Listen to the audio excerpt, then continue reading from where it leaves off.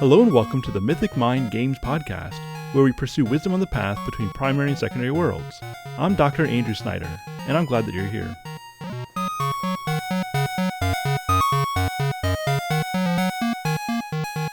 Hey there, and welcome to the second episode of Mythic Mind Games, where we are discussing video games from a general humanities perspective. As I mentioned in the last episode, this is part of the Mythic Mind Fellowship, which is a wide-reaching association of Christians of various stripes who are generally interested in the humanities. I mean, some of us are scholars, some of us are writers, some of us are just people who like to read and to talk about things like this, talk about stories, talk about what matters. And today we are going to be continuing our conversation on Knights of the Old Republic. And I say we're continuing this conversation because today we're talking about the second KOTOR game.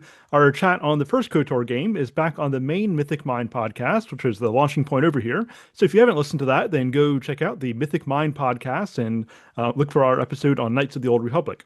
But as mentioned, today we're going to be talking about the second Knights of the Old Republic, the Sith Lords. This is a great game. It has a lot of replay value. I've returned to it again and again over the years. And if you've never played it, then I hope this conversation will encourage you to pick it up. Because while I think that both these games are really significant, they both deal with some important storytelling elements, some of the most important that I think have come out of the whole Star Wars franchise. But this game in particular, I think does some very important things philosophically, and we'll get into that in this conversation. And before we get started, I just want to let you know that everything that we do here is Patreon funded. And so if you enjoy this conversation, if you enjoy the things that we're doing with Mythic Mind, then I very much welcome your support over on Patreon at patreon.com/mythicmind. Whether you're able to throw $5 a month my way, or you're able to do a little bit more than that, it's all appreciated. And if you want to do a one-time tip, then you can use the Buy Me a Coffee platform, which you can find a link to in the show notes, along with that Patreon link. All right, but now let's go ahead and get into our main conversation. All right, welcome back. Well, actually, now welcome to the Mythic Mind Games podcast, which is freshly going here. Today, we're going to continue our discussion of KOTOR, moving on to KOTOR 2, the Sith Lords. And so, kind of same format as last time. We'll just see where the conversation goes. Talk a little bit about kind of our experience with this game, why it stands out to us, and we'll just kind of take it from there. This is I've definitely played this one more than I have the first one. I think it has more replay value to it. I mean, there's more choices to make. I mean, I think variety of potential engagement with companions. I think it makes for a better replay. Although, unfortunately, it is a little bit unfinished in how it came out. Got kind of rushed through development, a little bit unfinished, although there are some potential fixes for that if you're playing on the PC. And what I appreciate about this game is, in addition to some new gameplay elements that just make it more fun, more engaging, is that I think it's more of an explicitly philosophical story, as I'm sure we're going to get into. With our main antagonist of the story, with Kreia, really being this kind of Nietzschean, Sartrean, sort of like nihilistic, let's just tear everything down and rebuild it out of our sheer independent free will, which you can tell it's an older game in that she's not the hero with that philosophy. And so one of the things that I appreciate about this game, but I could go off on that for a little while on my rants against nihilistic existentialism, but we'll hear from some other people first. Josh, tell us something about just wherever you want to kick us off. Yeah, man, it's hard to give any sort of introduction to this game because, as you've already stated, there's so much to it. And I do agree, first of all, with your perspective that the replayability factor is much more there for KOTOR 2 than it is for 1. Though I do think they both merit many replays. This one there are many more choices that you can make, and I think you did touch on this, and I think one of the biggest contributing factors for that is the relationships that you can build with your party members and the way you can influence them, specifically as playing through the Exile or Mitra Surik, however we want to go about titling our protagonist here. Ian's shaking his head for some reason. We'll get to that in a second, but um, that's really I think one of the biggest changes and one of the biggest improvements from KOTOR 1 is the relationship you have with your party members. Especially to just like, I mean, first of all, it's the depth of characters overall. I mean, like I like Karth a lot, right? He's like a great it's kind of like a great, just like a virtuous, like paragon type of figure. Not perfect, right? He's flawed, but like he really is kind of like an exemplar of a lot of just like heroic masculine virtues in a lot of ways. And there's a sense where like you could say the same with Atten, but there's a sense where the character Atten is kind of like the handy blaster character. Is He's kind of more of like a Han Solo type in a way, but then once you like talk to him more and more throughout the game and you really peel back the layers to him, I actually think he's one of the most profound characters in either of the games, and especially if you get to like that part where you basically convince him and influence him enough to become a Jedi, and the dialogue about him and his backstory and just the fact that he's not just this scoundrel swashbuckling rogue type of character. He is that, but he's so much more than that. And I think he's just one example of many of just the depths of the party members, amongst others, especially even some of the dialogue you can unlock with like the Handmaiden or Vasismar or Visismar. I'm not exactly sure how it's pronounced, but um, and Kreia, of course, as we could spend probably 2 or 3 episodes just talking about Kreia in the depth there. But just I think the characters are one of many dimensions to this game that makes it, in my opinion, one of the most well-written games I've ever played, at least. Yeah, I definitely agree that there's more to the characters, and definitely more to the engagement with the characters. I like the influence system, although I wish it went further where you actually impact their personality. I'd be, you can go full dark side, full dark light side, bring them along with you, and then there's no essential change to their character other than, the force powers they can use the best.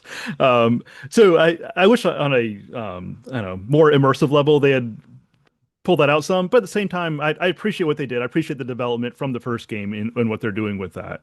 And it is, I mean, it is kind of fun how you can induct them into your Jedi or Sith ways, and it adds to a new dynamic. All right, Ian, tell us something about this game. So I was shaking my head because I reject the name Mitra Surik. I think it sounds like it was developed in a name generator and has no connection to the character. And the really interesting thing is, even though in both KOTOR 1 and KOTOR 2, the character that you play is kind of a blank slate, um, the Jedi Exile is what I call that main character, um, has so much more personality because the choices that your character has to have made to get to where you are so individual. I mean, so I generally think of her as a she, even though I played her as both male and female. But the Jedi Exile went against the Jedi Council and Revan, which means that, like, there's a very specific type of rebellion and moral code that she has to have had to do those things. The Jedi Exile also draws people to her in a way that Revan doesn't really. I mean, Revan just kind of happens upon a bunch of people, whereas the Jedi Exile people just kind of really want to follow that character. And so there's a charisma that I would say Revan doesn't really have necessarily. I mean, you can play Revan as if he has charisma, but the Jedi Exile has to because of what the story she's involved in does. So I think that there's a lot more necessary defined personality that you can play as both light or dark, but she still has a defined code and a defined rebellion to her that's required. I also, again, like with those companions, like I personally really love Mira, like this bounty hunter character who was kidnapped by Mandalorians, and you can convert her to a Jedi as well. And that scene, when you do it on Nar Shaddaa, the Hut Moon, has real emotional depth. Like the writing and the voice acting really hits me when I'm able to get that. So even with the quote unquote broken ending, I think that there's so much emotional weight of the characters and the character you're playing and the journey you all go on that it sticks with you longer. I mean, even apart from all the gameplay stuff that I completely agree with. I mean, blasters are no longer completely useless. You can have so many different weapons. You can make your own weapons, so it feels like you actually have all these different skills and stuff. But those characters and the influence system and the way everything gets to a darker place, I think really make KOTOR 2 really the standout of the two, or three. I mean, I also include the Old Republic. Yeah, and I will say for anybody who hasn't played the game, who isn't super familiar with it, that if we get a little inconsistent with the he/she stuff, we're not positing a philosophy of gender here. This is canonically it's supposed to be a female, but obviously when you're playing the game, you can pick either option. So just in case there's any confusion as to what's going on there. All right, David. Yeah, I'm here to represent the people that aren't as familiar with it. I mean, just because of so much time has passed. Same with the last game. I do remember the story. It's one of the bleakest stories, Star Wars stories that I can recall. And I I don't know. There's really interesting Sith characters, and I had to like look online to try and remind myself of some of what was going on. And there's so many just huge video essays that people have written and made YouTube videos about. You know, I saw one that said why this is the best story in video games, and then I saw that it was 8 hours long and didn't even click on it. But uh, yeah, so I know there's a lot of depth to plumb in this, and I don't know. Hopefully, I'll have some more questions and comments as we get into it. I feel like I need to watch this 8-hour video essay now, maybe on triple speed, but get the gist of it. Interesting.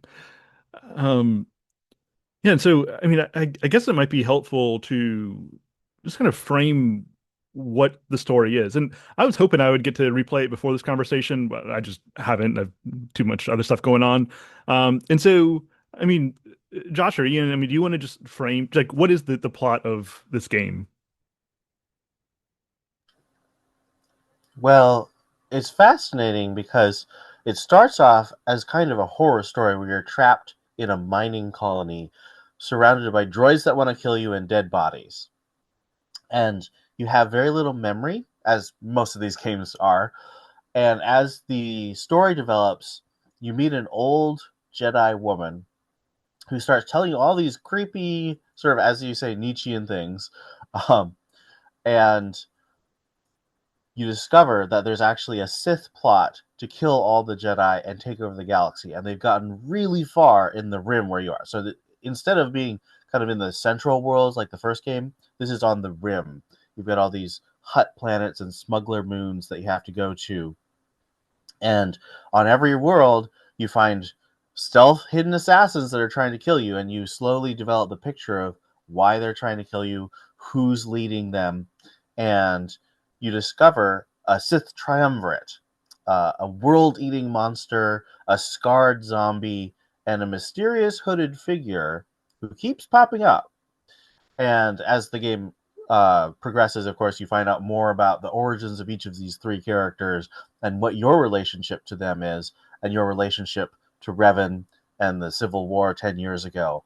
And so you just keep diving into these layers and finding hidden Jedi on each planet. And it all builds up to a big confrontation at the Sith Academy. Yeah, I think that's a pretty good overview. Now, okay, remind me of exactly the backstory. So I know that Exile was like cut off from the Force or cut themselves off from the Force or something. What's the specifics of the starting place of the protagonist to the Force?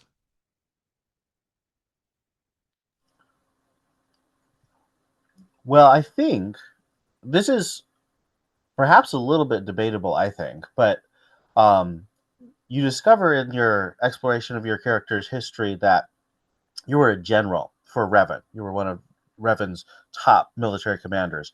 And at one of the final battles, you triggered a super weapon that destroyed an entire planet full of Mandalorians, and the catastrophe of that choice, because you're the ones who made that choice.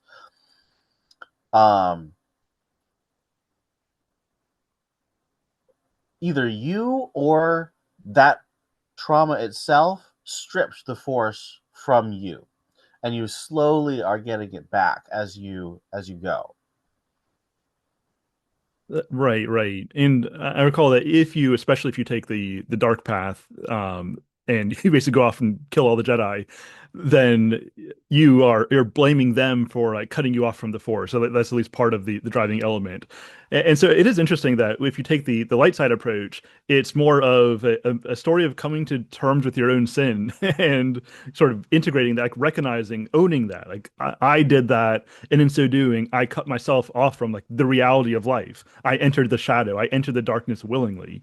And so there is that idea of coming to terms with your shadow, sort of reconciling it and moving forward in repentance, which is exactly what you would want from a light side story. Whereas the dark path is a lot more just built around resentment and externalizing your problems rather than actually dealing with them, which is kind of ironic because Kreia's whole spiel is about like your radical independence.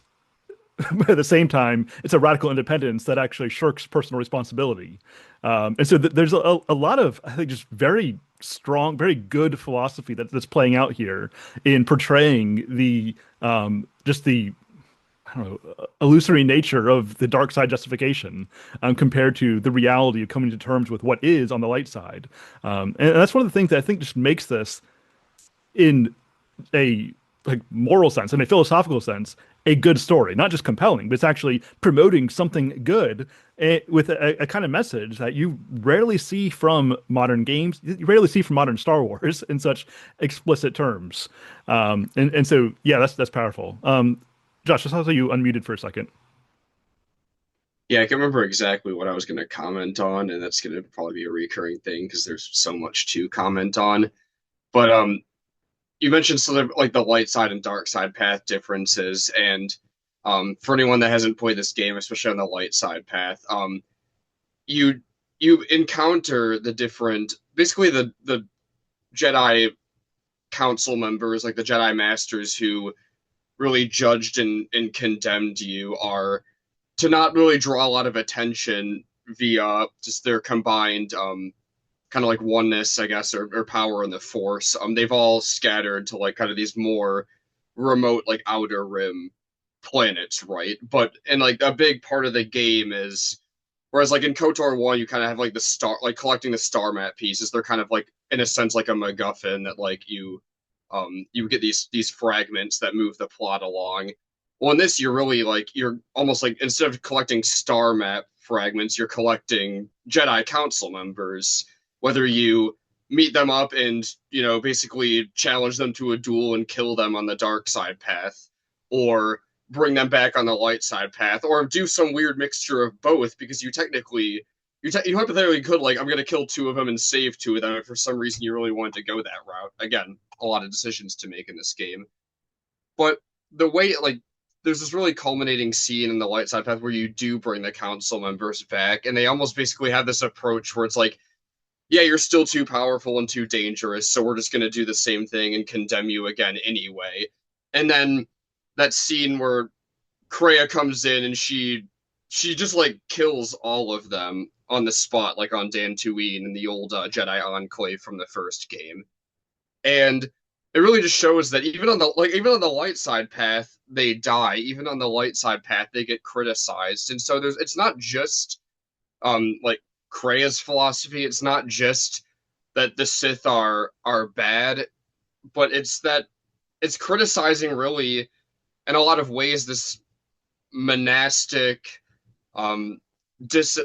complete like detachment of everything that the Jedi, and like Joe even criticizes in the first game, right? Like where he talks about like, love not leading to the dark side, and basically that it's having passions that are unchecked and unrestrained, maybe in a sense by unchecked and uncontrolled by reason, that lead people to the dark side. And we could debate whether Jolie's correct in that or not. But either way, he has a point in being critical of um this whole Jedi code basically, and that like the Jedi code is almost like the law in a sense. It's this thing that can't be challenged. And you see that even after like the Jedi have gone through the Jedi Council members and Masters have gone through all these things, that they're kind of still really reluctant and unwilling to change.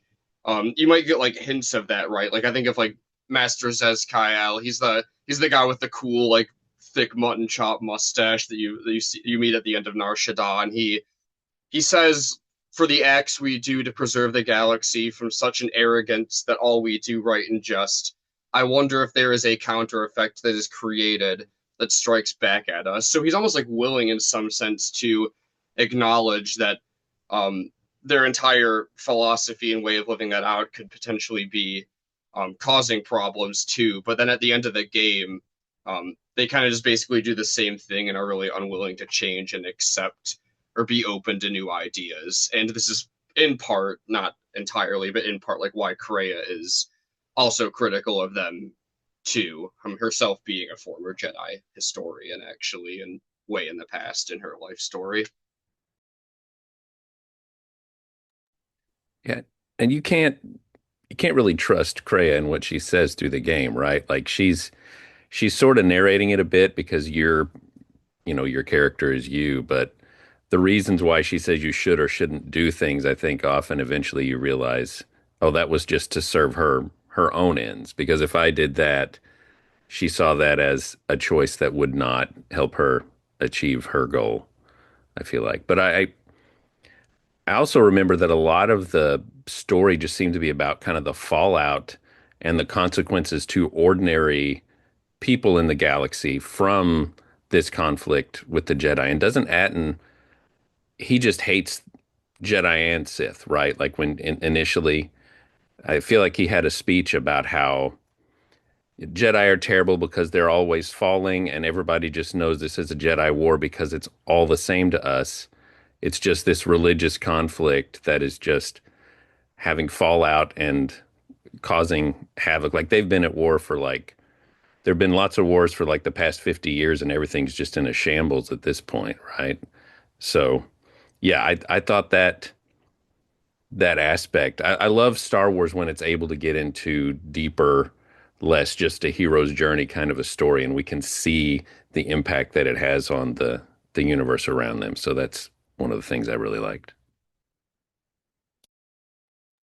But enough to the disciple character when you talk to him. I believe it's when you talk to him on Dantooine and like the archives. He actually comments on that same thing, that basically just like to ordinary people, the Jedi and the Sith are both just Jedi with different philosophies, right? That's like basically what he's saying here, and that he's giving he's like a scholarly guy, right? So he's not like, you can really call him like a commoner, but he's definitely like giving you like more of like a perspective of somebody who isn't really wrapped up in like the Jedi way or the way of the Sith in a sense.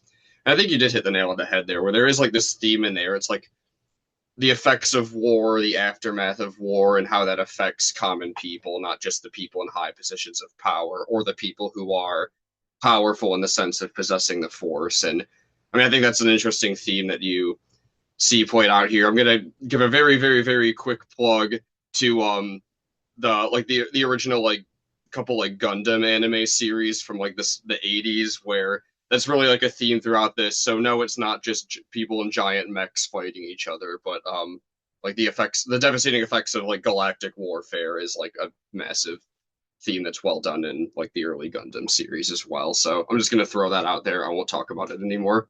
No, I'm with you on that though. I think the creator of Gundam didn't even really want to make a cartoon. He just wanted to make this story about the horrors of warfare, and it really is a lot deeper than you would think.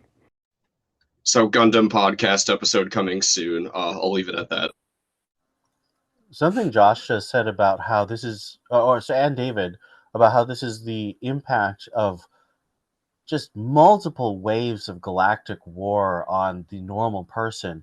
Whereas in the first game, you go to a lot of cities of planets with really functional ecosystems and economies and towns, This game, I think the majority of planets you're on are either reconstructing from the war, like Telos, or are just devastated. Because you go back to Korriban, and Korriban had a whole Sith Academy and a Sith City. This one is a devastated desert, just tombs. And then Dantooine, which was the Jedi City and Jedi Temple, again, devastated, just settlements covered in bodies. And that visceral, every planet you go to feels like it's just been ripped apart by war. And if you played the first one, planets you went to in the last game are just shells of what they were before. I really like the impact that has on your just the psychological experience of playing the game. Yeah, and of course the exiled character themselves, they're ripped apart from war, from especially their own involvement in the war. They're a broken shell of a person, even as we have broken shells of planets and peoples. And I don't know, maybe this is very natural. In fact, I think it is very natural. I mean, consider the kind of post-war skepticism of like the real world of the rise of sort of this Kreia kind of philosophy, this secular existentialism, this old morality just doesn't really work. Like there's no purpose to anything. That skepticism that followed the Great Wars. And you know, I wonder as KOTOR 2 gets into some of these ideas of the impact of war, just existentially speaking. I mean, should we take from that the Jedi were entirely unjustified in their war with the Mandalorians? I mean, you know, on what level do we balance out unfortunate necessity with the tragedy of war? I mean, I don't know. I mean, what do you think? Were the Jedi were they justified in going, you know, total scorched earth on the Mandalorians?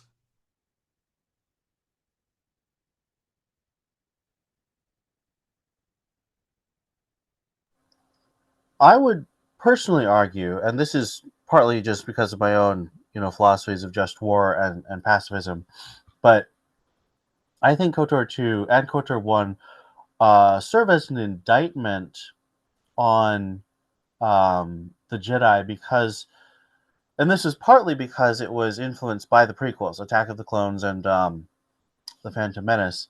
The Jedi refused to get involved in the Mandalorian War for so long, which led to the galaxy seeing them as being these ivory tower monks who don't care that entire worlds are getting devastated. And then Revan saves all the worlds and then turns into an even bigger threat and starts destroying his own worlds. And so I think that detachment from the first war, where they're like, oh, if we get involved, we'll turn to the dark side, and it doesn't matter that entire populations of civilians are just dying for no good reason, because the Mandalorian reason for fighting is it's fun. um, I think that really is why they can't see the difference between the Jedi and the Sith, because what are the Jedi doing that impacts people on a daily level? I think that the message I take away is that you should be like a light side exile. If you take the light side path, you are trying to find the best way to be involved with normal non-Jedi people, traveling around and helping people. So you're visible and you're doing a life where people see what the difference is in what you believe, and you don't just sit around and wield enormous power and judge people for making hard moral choices like they judge the exile. Yeah, I think it's an important point that when we're talking about the games or even the movies, I feel like the Jedi don't have a super clearly defined relationship with the Republic regarding like what their role is. You know, are they warrior defenders or are they pacifist advisors? And I feel like sometimes they push one way or the other, but usually they push too hard one way or the other because they don't have that relationship firmly worked out. And so I think it's a good point that you know, first they're potentially guilty of not getting involved, and then they overcorrect and you know destroy a planet. And it's like it and I mean, I don't know how real world we want to get with these connections, but I do think that they're at least dealing with some interesting dynamics there. Um, all right, I mean, I can throw some other stuff out there, but I mean, do you guys have any other questions or thoughts that you want to introduce?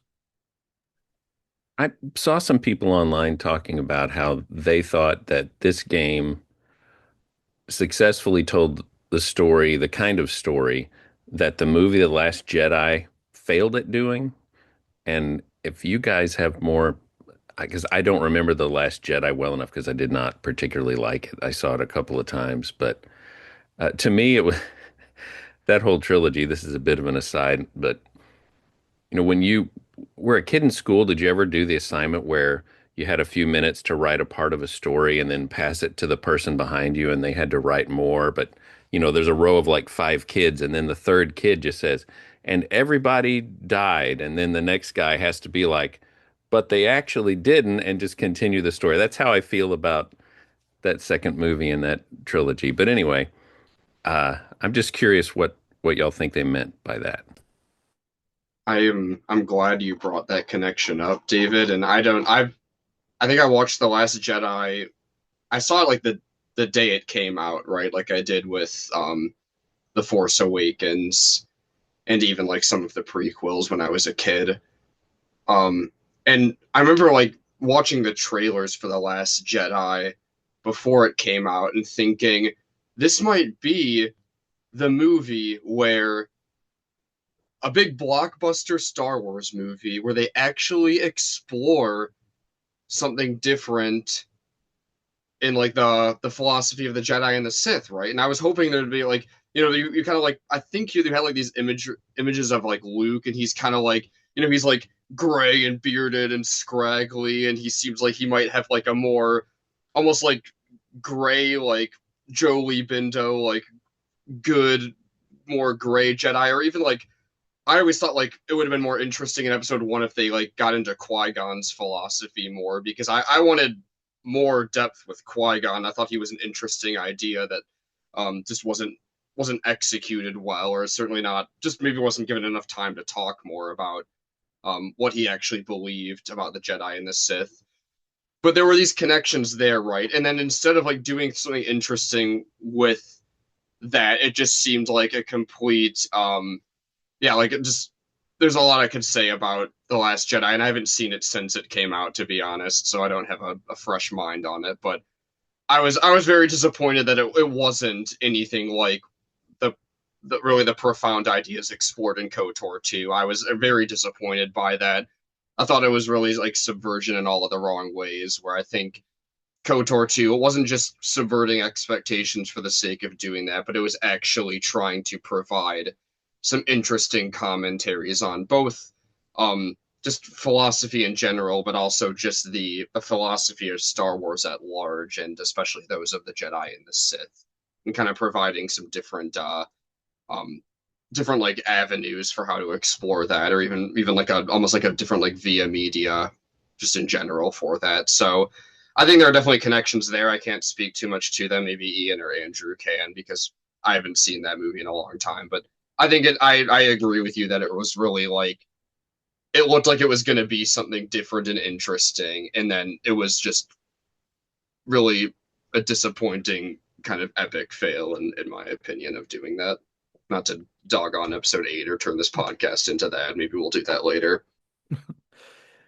Yeah, I mean, I can see the connections there in that both KOTOR 2 and Last Jedi provide strong critiques of the Jedi, and demonstrating their failings. I mean, the Last Jedi, we find out more of the origin story for Kylo Ren, that basically he's a failed Padawan of Luke, and that's what led Luke to abandon his attempt to recreate the Jedi. And so there are those critiques, and then in that's that what I find to be the most abysmal scene of that whole movie is when Ghost Yoda shows up and destroys the old Jedi temple and sacred texts and says, "Just burn it down and go be yourself" or something. Um, People have tried to correct me on that and say that, oh, but Rey had some of the text with her. That misses the point. Like the image there is Ghost Yoda showing up to destroy the foundations of the Jedi, so I guess they can start fresh. And at that point, we're no longer just creating the Jedi or we're no longer criticizing the Jedi who happen to be in charge. We're not criticizing just the institution. We're criticizing the very foundation of the institution.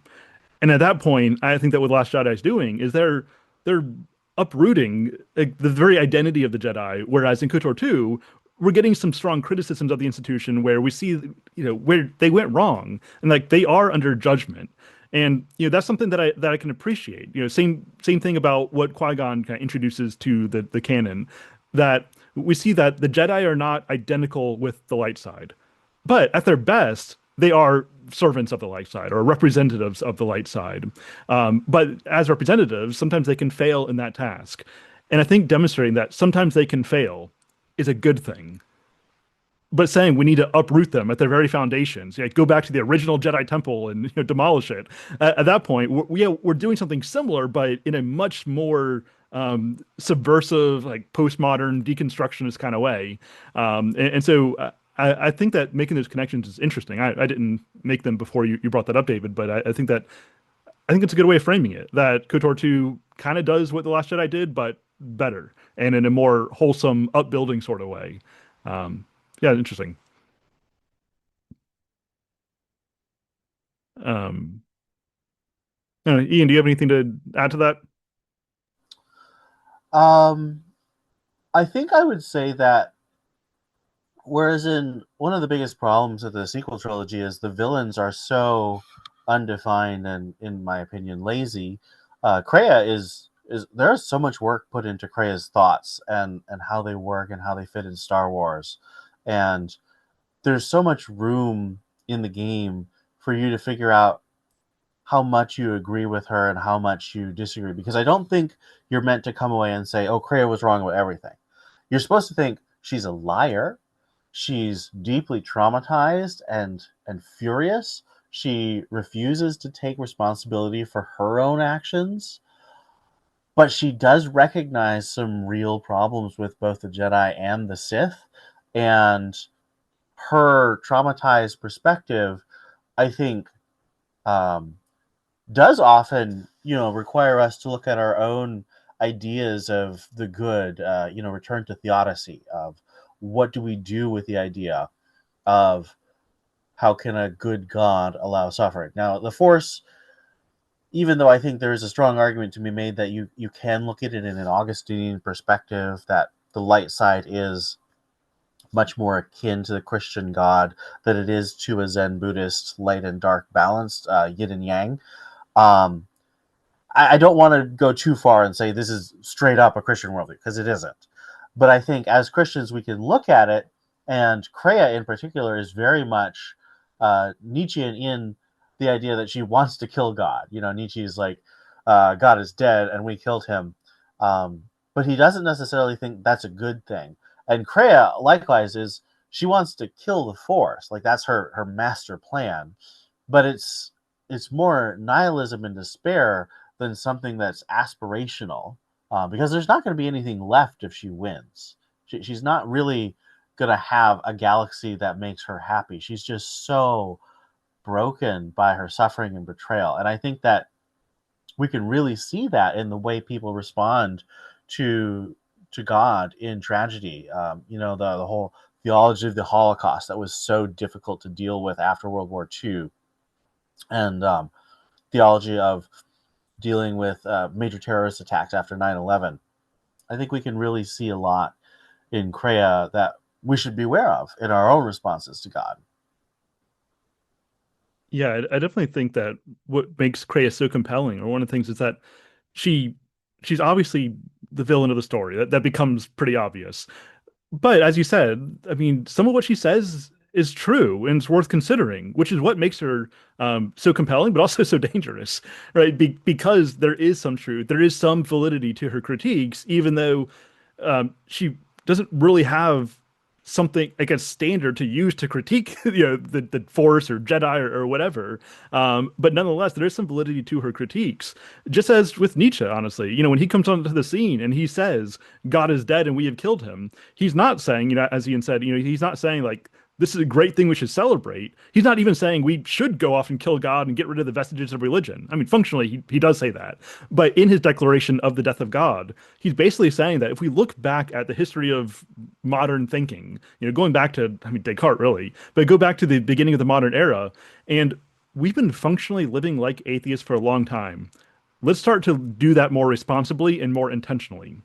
Um, and so, we still have these vestiges of religion, but they don't really carry the same significance they once did regarding the practical way that we're thinking, the practical way we're living, the way that we're organizing society. And so what we need to do is, tear down these remaining pillars and just deal with what we have. And with that, he really became a prophet of postmodernism. And so, building off of that legacy, or at least lack thereof, that void of a legacy that he left us, now we get people like Jean-Paul Sartre, who says, like, there is nothing except for whatever you choose to create. And so that Nietzschean Sartrean idea, that's exactly what Kreia is trying to propose, right? She's trying to say, let's get rid of this kind of false image of purpose, this false image of the good that has been placed upon us, and instead internalize that. As Nietzsche says, essentially the throne of God is empty, so go take your seat, right? That's basically what he's saying, where we get this idea of the will to power, that those who are going to live a life of purpose are those who are going to will that purpose into being through great strength. And that's why we see in Kreia that she doesn't just want the exile to go off and be a Sith. And so, if you take the absolute dark path where you just do like the worst thing at every move, she'll critique you for that too, saying, as Sartre would say, that you're living according to bad faith here. You're just adopting an ideology rather than taking responsibility for your every action. And the thing is, I think that when Sartre says things like that, like you need to take responsibility for your actions, don't just blame it on an external ideology. I think he's saying something important, but at the same time, he's saying it important from the middle of a black hole. And so it's you take what he says and you're going to get sucked into nothingness, which is why when you read these secular existentialists, like they're so depressing. I mean, even as Sartre will talk about the life of strength and like radical freedom, he'll also say things like, in your radical freedom, you're inevitably lost to despair and abandonment and forlornment, and that's just what human existence is. Which kind of begs the question: if their philosophy is true, why believe it if there are no standards? Like, what benefit do you get from that? And so I love how Kreia, the obvious villain of the story, takes such a secularist postmodern perspective. I think it's very wholesome in that regard. I just I can monologue against secular existentialism for a while. I'll cut it off there. Did we want to talk about the the other villains, the other like obvious villains of the story, but the ones who are actually really perceived as the villains for most of the story? Because I did want to make sure we do talk about Darth Sion at some point, because I think he's extremely interesting as well, right? I mean, at the beginning of this discussion, Ian mentioned something about Paragus kind of having like this mood and tone of really like almost like a Star Wars horror story um type of ambiance, and even just in the way it's even the way the events unfold, right? And I think there's a sense where like I remember as a kid like being like terrified like the first time like Darth Sion just appears, because he's, for anybody who hasn't played this game, like he's like gray, almost like charcoal. He's got just like cuts all over himself. He's got like a gouged out dead eye. Like he's objectively gross looking, like just to put it a little bit bluntly. But um there's a lot we could probably say about him, but I think for me one of the most interesting parts is he's killed a ton of Jedi, right? He's like the big baddie Sith guy for most of the story in a sense. I mean, Darth Nihilus in a sense too, who we can also get to, but um I can't remember if this is like a dialogue that always comes up or if it's something you have to like draw out of him at the end. But you, after you defeat him on Malachor 5, which is like the last planet in the game, you fight him, you defeat him, and I know you can definitely at least ask him if it was like worth it to him to basically do all of this. And I have the quote pulled up, but he basically says, "It was not. No matter how many I killed, there was no end to the pain. The blades of the Force tore through my flesh. I am glad to leave this place at last. Like that's how he responds to you asking if it was worth it to try to satisfy that longing to kind of satiate his appetite for revenge in a sense. And he's kind of represents the idea that like revenge is not satisfying. Revenge is not um satiating to the soul, right? Like he just and the way he physically looks is symbolic and representative of that in of itself in a way. But I think that quote in that conversation at the end really just hits the nail at the end of that. Like he lived this whole dimension at the end of his life trying to like fill that hunger and void of basically just slaughtering Jedi and others and trying to hunt you down and Kreia down in a sense too. And at the end of his life, he's dying, and he's just like, yeah, it wasn't satisfying. It didn't work, and that's it. That's the end for him. Like he lived his entire life, or the last arc of his life, trying to satisfy that, and he failed because it always fails. You can't satisfy the soul with revenge. You can't. And he's kind of like he's achieved that Sith goal of immortality, right? Like he's using the Force to literally hold his body together, isn't he? And so the other one's Nihilus, right? Which understanding that name is pretty obvious, but he's kind of the opposite. Like he has no body. He's just an entity really that's just like consuming the Force, the living Force in people. It's interesting that the kind of dualism between those two villains. But yeah, I don't have much more to say. I just thought that was they're well designed characters, I think. Yeah, I think that they're both very unique compared to the Star Wars villains that you get elsewhere, in that they're both essentially entities of the Force. I mean, Sion, he's as you say, he's basically this zombie that's held together by the Force. You got Nihilus, who like, is barely even a person. He's just a hunger at this point, just consuming planets and whatever else.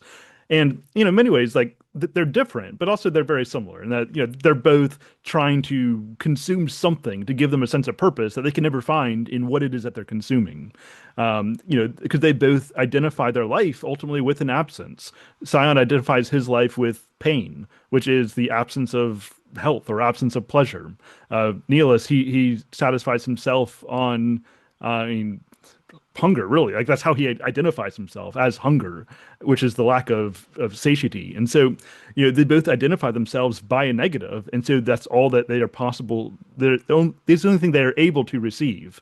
It's like in we're doing our book club on Augustine's Confessions, and Augustine mentions at one point that in our blindness, talking about the impact of sin, he said, in our blindness, we glory in the fact that we can't see. And we treat that as if that's somehow a strength of ours. And because of that very reason, well, we can't see because we don't want it to be healed. And so I think we definitely see that playing out in the different kinds of hunger that we get in these two villains in particular.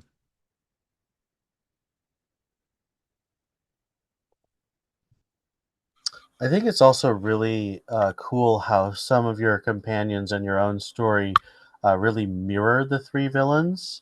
Of course, the Exile and Kreia have that Force bond from the beginning, and their journeys of rejection and betrayal from their institutions intentionally mirror each other. But you have Atten, and if you have the restored content mod that fixes some of the problems with the ending in the game on the PC, he's paralleled with Sion. His vengeance and his redemption quest versus Sion's living only, like holding himself together literally with the Force just to kill people he views as wronging him.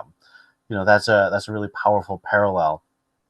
And then the character of Visas, who was held prisoner by Nihilus for so long after he ate her world, and you have to tear her out of this suicidal, self-destructive worldview, and then she confronts him in the end. Like these parallels and connections between your character and your party members and the villains, I think, add so much emotional and thematic depth to what they represent. Like of course, in the first game, you have the connection between Revan and Malak and Bastila, and that's a nice master apprentice betrayal triumvirate relationship. But I think the Sith Triumvirate and the KOTOR 2 characters are much deeper. There's so much more meaning to delve from those relationships and those parallels. Yeah, yeah. As you mentioned, you get Visa Smart. She is kind of suicidal in wake of her time with Neelis, and it's just another example of how they demonstrate this will to power idea leaves them empty, and it leaves destruction in their wake. And I don't have a whole lot to add to that, but I just think that that is a significant element of her dynamic in particular that she demonstrates that.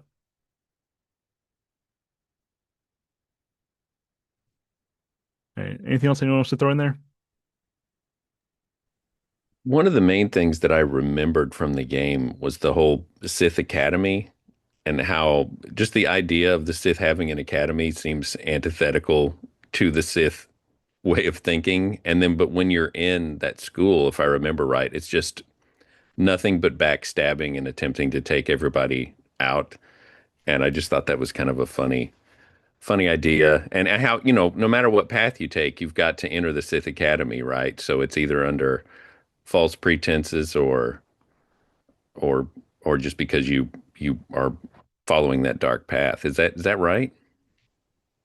So that's actually in the first KOTOR game. I'm not sure if you were thinking of Is it KOTOR. really?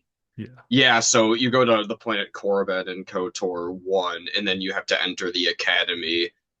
That's kind of like as a means of getting into one of the tombs that exists behind the academy, in which the only way to get to it is to go through the academy. But when you go back to Korriban on KOTOR 2, and it's very desolate. Like the academy is unsurprisingly based on their own Sith philosophy. It's basically like internally self-destructed and on itself, like it's abandoned. But like you do raise a good point there. In KOTOR 1, basically there's this idea, this Sith idea of like, the two. It's like you have like the two big dogs in a sense, and it's like you have like the Sith Lord and then like the Sith Lord's apprentice in a way. It's kind of like the um Darth Sidious, Darth Vader complex or conception.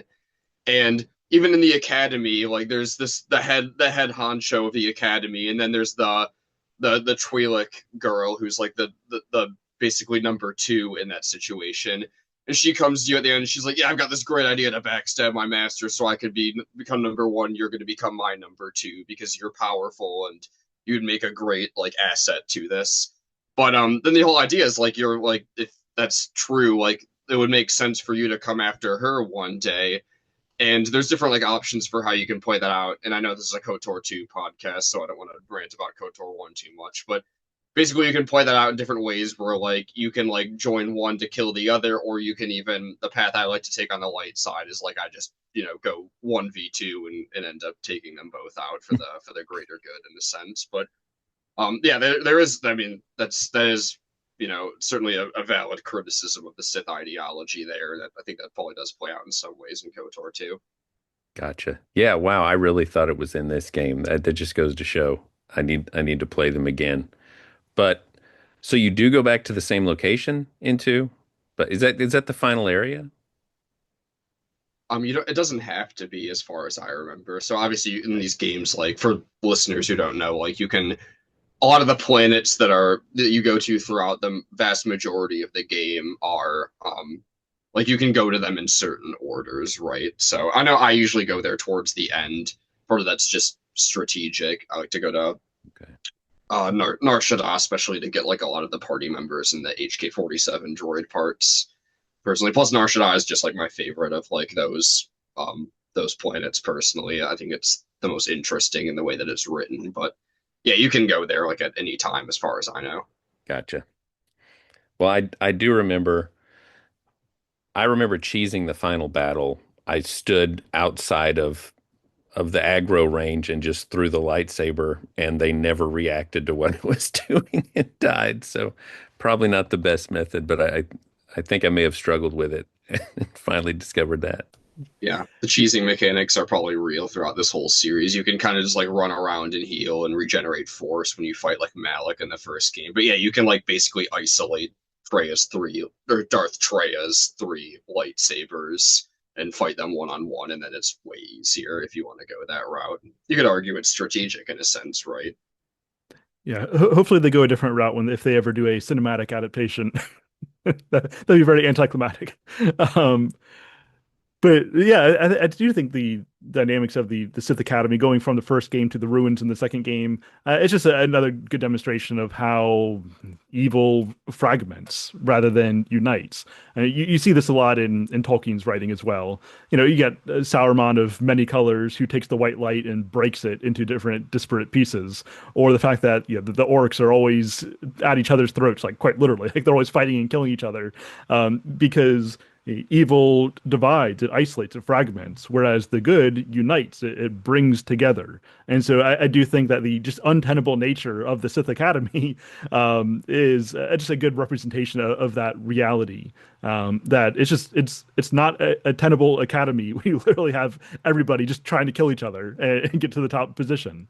That this You really can't have just an inverted Jedi Order that's not a thing. It's falling into nothingness. There's no substance behind it, and so I do think that that's a good dynamic dealing with the ruins of that institution.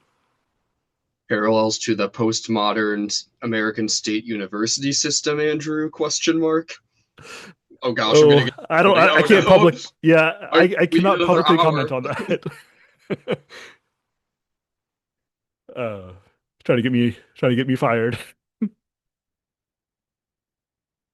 I mean, we Yeah. could talk about the mainstream Christian denominations instead. No one's going to get fired for that. No, we don't need to talk about the Episcopalians here. Oh, sorry. Hey,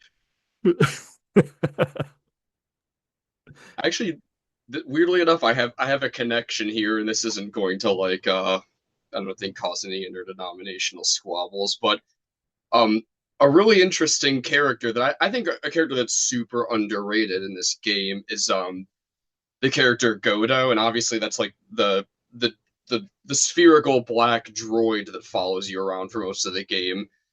However, there's the hologram of the character Godo, and he's a very alternative perspective to like everyone else in this entire game because he sees the Jedi and a Sith, and whether he's right or wrong, and this can be debated, but maybe there's some truth to what he's saying. But he sees the Jedi and the Sith really, and all this destruction that comes between the two as some sort of like intersectarian religious conflict in a sense. And I do have a quote from him pulled up. If you can't tell, I watched some scenes on YouTube to prepare for this because I wanted to be somewhat non-extemporaneous. But I'm just going to read this quote because I think it's fascinating. So when you're talking to him about what's going on and his interest in this conflict, he says this: I do not wish to stop the Sith any more than I wish to stop the Jedi. It is simply important to me that the infighting among these Jedi religious branches be resolved so the galaxy may be put back together. I do not care which one triumphs. I only want the universe to settle down for a while, catch its breath. All these constant crises are getting somewhat repetitive. So he's critical, and as far as I know, he's almost like I think he has like some sort of like more maybe like economic somewhat utilitarian-esque interest in the galaxy, but there's a point to what he's saying where he's like, hey, like these wars are self-destructive. They reduce like the quality of life and cause a lot of problems for not just the people at the top, but also just the common man, like the peasants, basically everybody in the galaxy. And he's like, I just want somebody to win out already, basically, so that the maybe like the galactic economy can flourish and that we can live better lives in a sense, right? And I kind of think back to like, and I don't want to like obviously get into this dimension of our reality and our past in a sense, but I kind of think of like just like in like the 17th century, a lot of like the conflicts in England between different factions. You have like, eventually the Whigs and the Tories, but even like the conflicts between like the parliamentarians and the those who are supportive of like the monarch Charles I and eventually Charles II. I mean, just even like the general like Roman Catholic versus Protestant conflicts through all of Europe, but especially in England, right? And there's a point to that where it's just like you know, how can we all just like get along and um coexist in a sense and have disagreement but be unified in a way, and like how can, and that does obviously play out in some positive ways throughout the history after that. But I think he raises a valid question and point about like how can we just get along, or maybe even he wants one or the other to win out, and that's like that provokes the question of like, would it be better for the Jedi and the Jedi or the Sith to win out, right? And maybe that's a criticism of his philosophy, is that he doesn't really care which one wins, and that can be problematic, right? Because like we don't ultimately want the Sith to win out, but I think he's a really underrated character, and I think there's a lot to be even just discussed there. Yeah, and I think that's an interesting point. Um, I mean, perhaps it could be argued that he is the voice of secularism, really. Of, that mentality of like, I don't really care about the Jedi. I don't really care about the Sith. I mean, they can go on practicing their little religion or whatever, as long as it doesn't really impact me or the global order. That it's kind of that Peace of Westphalia idea. Let's end the fighting between the Catholics and the Protestants, and basically just everyone keep to themselves. We're not really going to deal with this on the public stage anymore. There's some benefit in that. I mean, sectarian conflicts, I mean, often aren't good. Like war often is not good, but at the same time, do we want to repress the significance of ideologies and essentially say that anything caused a conflict is bad? I think that's a dangerous position as well. I don't always know what the best path is forward, but I think that we could see some positive as well as definitely some long-term negative ramifications of that kind of thinking, where we're just going to limit the significance of ideas altogether. And there's a prevailing attitude among certain people, that will say religion is the source of all war, as though wars wouldn't be fought without religion. I'm not advocating for South Park, but I do remember there was a particular episode where, I think Richard Dawkins was saying that, and then one of the characters ends up in the future, and it's just two atheist factions fighting this endless civil war over what to call themselves, I believe is what it was. But yeah, that's way off the rails. But anyway. Hey, South Park actually, weirdly enough, does say a lot of profound things, but I hear you. It's hard to advocate some of the language, and certainly can be offensive and pretty pretty offensive in content sometimes.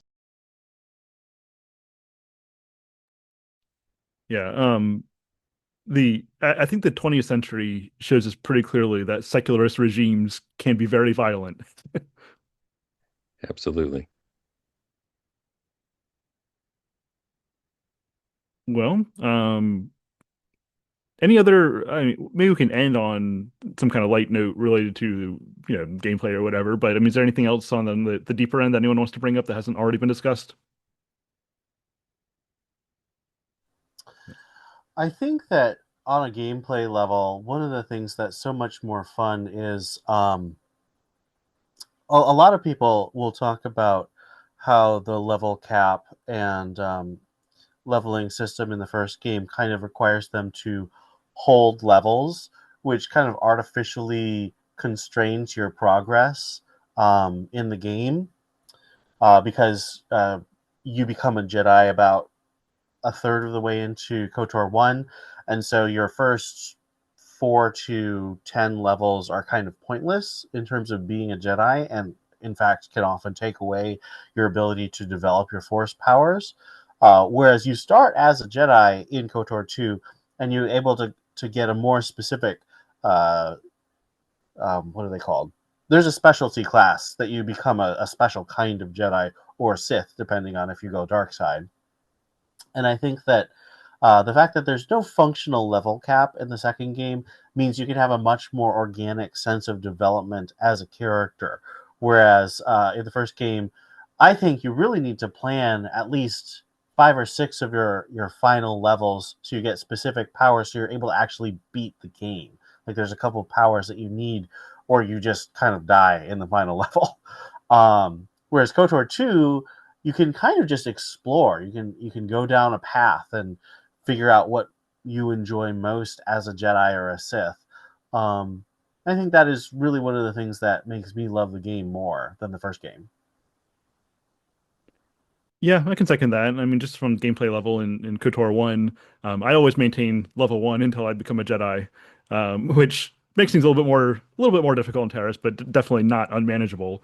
But in KOTOR 2, it's much more of a fluid experience. There's no incentive to hold levels, and so I think that's a good point. It throws you right into the I don't know, Star Wars feel of force powers and all that kind of thing. Now. Um, I don't know. Maybe we'll wrap things up. So on a lighter note, maybe just who are your two favorite companions to take with you?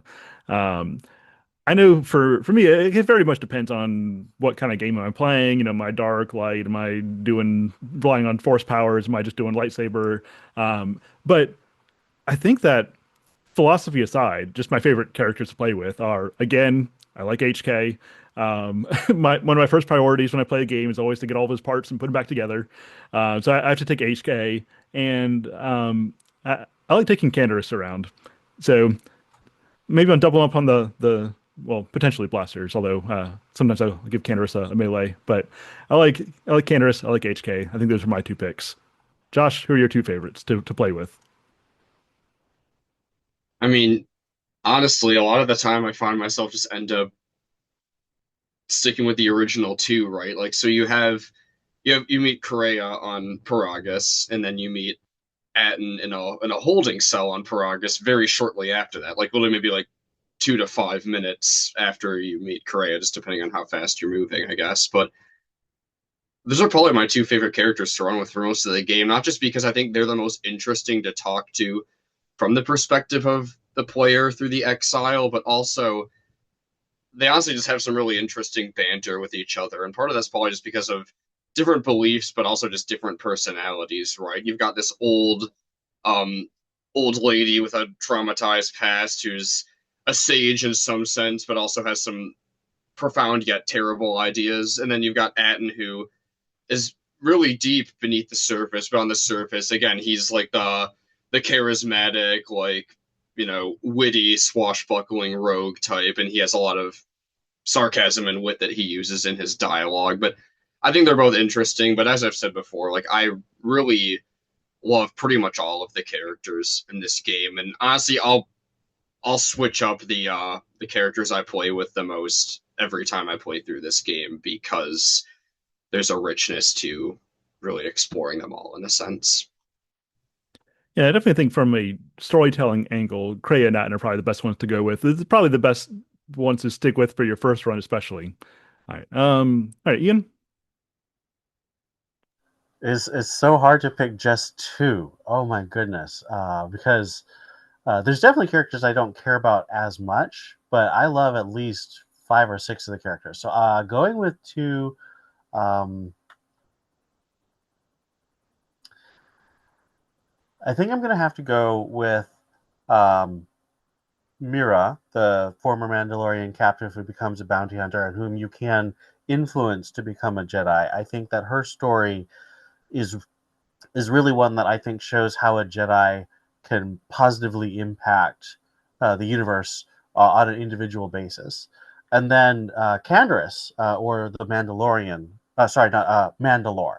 Um, I actually I hated Boba Fett in the original trilogy, mostly because I feel like people treat him like he's a really deep character when really he does next to nothing. He figures out how to track Han Solo and then he falls in a pit.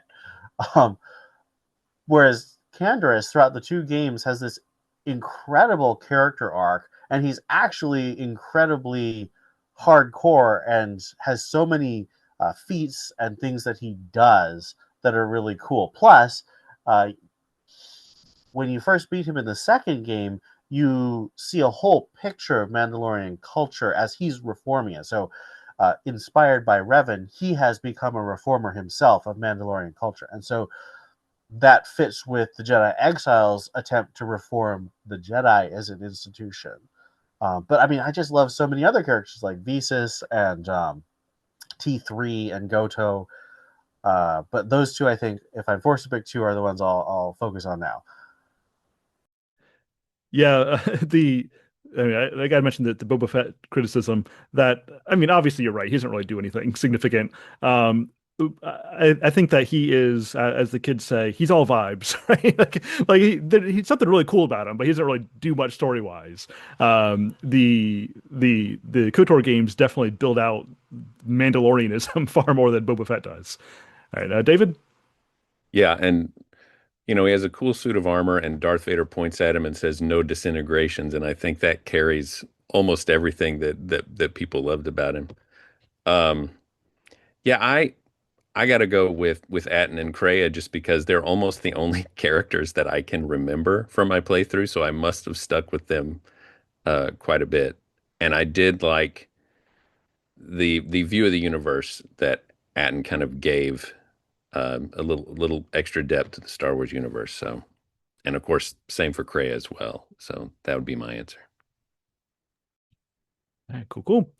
All right. Well, I think that I enjoyed this conversation. Felt we dealt with some significant things as well as just some fun things. And I look forward to what we do next time. And so I do think we were going to do one episode, at least on the Old Republic. And so, Ian, I'm sure you'll want to contribute on that. David, it's time to jump in real quickly. Let's see what you can do. Oh, man. Yeah, that's a lot of ground to cover, I think.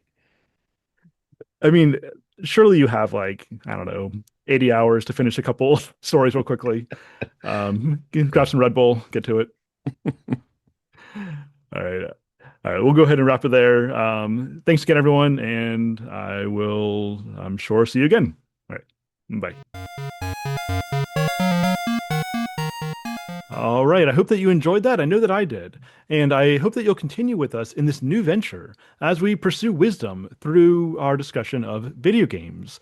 As I record this a little bit ahead of time, I can't guarantee the schedule, but I'm pretty sure that next time we will be talking about the Old Republic, the MMO game. And so I look forward to getting to that as we continue this series. And again, if you are enjoying this, then I welcome your patronage. Become an insider to get some insider information, play a part in creating the kinds of things that we're doing here. Head over to patreon.com/mythicmind. Oh, and I should say that at least starting out, after this episode, we're probably going to start off with going every other week on Fridays. So you're not waiting too long. I'm going to try to get the next episode out on June 6th. And then after that, it'll be every other Friday. All right. Well, I hope you enjoyed this, and I look forward to next time. Until then, Godspeed.